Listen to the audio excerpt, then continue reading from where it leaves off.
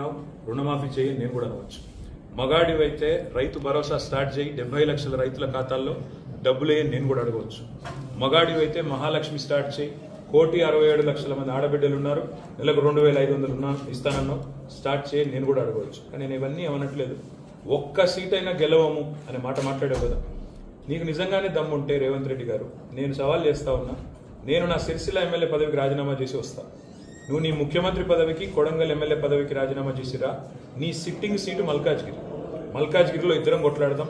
ఆ ఒక్క సీట్లోనే తేల్చుకుందాం. ఈ రాష్ట్రం అంతా అతలాకుతలం చేయాల్సిన అవసరం లేదు. ఆ ఒక్క సీట్లోనే నేను వస్తాను మా పార్టీ తరఫున, నీ తరఫున నూరా, నీ కాంగ్రెస్ పార్టీ తరఫున.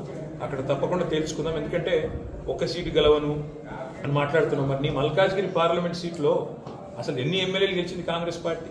గుండు సున్నా. ఎంతమంది కార్పొరేటర్లు గెలిచారు నీ మల్కాజ్గిరి పార్లమెంట్ పరిధిలో?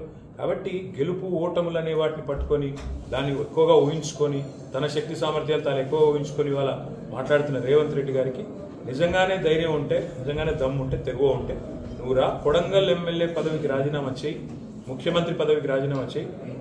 మన మల్కాజ్గిరిలో నీ పార్టీ అభ్యర్థిగా నువ్వురా, నేను కూడా నా ఎమ్మెల్యే పదవికి రాజీనామా చేసి నేను కూడా వస్తాను. అక్కడే తెచ్చుకుంటాను.